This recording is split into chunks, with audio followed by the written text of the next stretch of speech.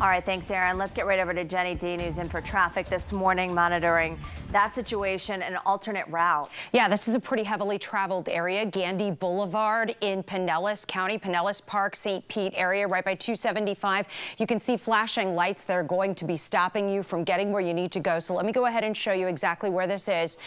This is just under 275 and Gandy Boulevard. You can see where it's shut down in purple there. I do have a couple of alternates to suggest to you. To the south of there, you can always take 62nd Avenue over to 92 if you're trying to get over to the Tampa side to pick up the Gandy Bridge.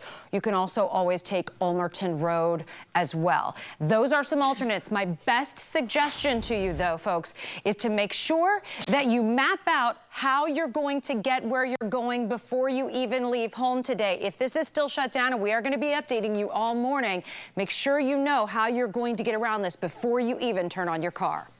Here's Jenny Dean with traffic. Good morning, Jenny. Good morning, Rich. As I said earlier, things were looking good, but I spoke a little too soon. This is I-275, Sky 10, high above. Brand new accident right near MLK, I-275 in the southbound lanes. Let me go ahead and show you, if I can, the backup from our traffic cameras. Yeah, check this out. This is at Osborne, and you can see the traffic already starting to build in that area. So I-275 southbound, it's showing it in the green, but folks, I got to tell you, that is about to change with that accident. So if you're coming into Tampa, you're going to need to make yourself aware of that and use a little patience, maybe leave a little earlier. Westbound I-4, another issue there in Plant City. Again, this morning, check this out. This is an accident off to the side. It's, again, westbound I-4 at Alexander Street. So just be aware of that. It is affecting your drive times through there. Couple of crashes I do need to quickly tell you about. This one is that one on I-4 westbound at Alexander Street. We want to head over to Pasco County. A new one has popped up at US 19 in the southbound lanes at Sunray Drive. Other than that, guys, your bridges are all up to speed and looking good. Jenny, nothing to complain about with the forecast, Grant. I'm loving it. Good morning, everyone. I'm Jenny Dean in for Sarah Rosario. Taking a look at your traffic this morning. Good morning to our Polk County commuters. This is I-4 at the Polk Parkway. As you can see, everything is moving right along. Love seeing I-4 traveling up to speed this morning. It's going to take you about 22 minutes to get from the Polk Parkway to I-275 if you're heading into Tampa from Polk County. A few accidents popping up, none causing any major delays, but I do want to make you aware of them in case you see some flashing lights. This is the newest one that just came up at US 19. It is in the northbound lanes at Trenton Avenue. Just something to watch out for. Another accident, this one in Pasco County at State Road 52 at Shady Hills Road.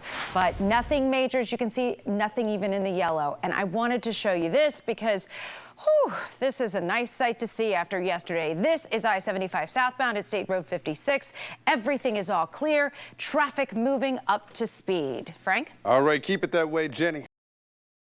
Definitely, and this is one that could affect a lot of people this morning, especially if you're up in Pasco County at State Road 56 North. It is shut down. I-75 southbound, all lanes shut down, also blocking access to the ramp to 275 southbound. I want to show you the traffic cams here and give you an idea of what it looks like.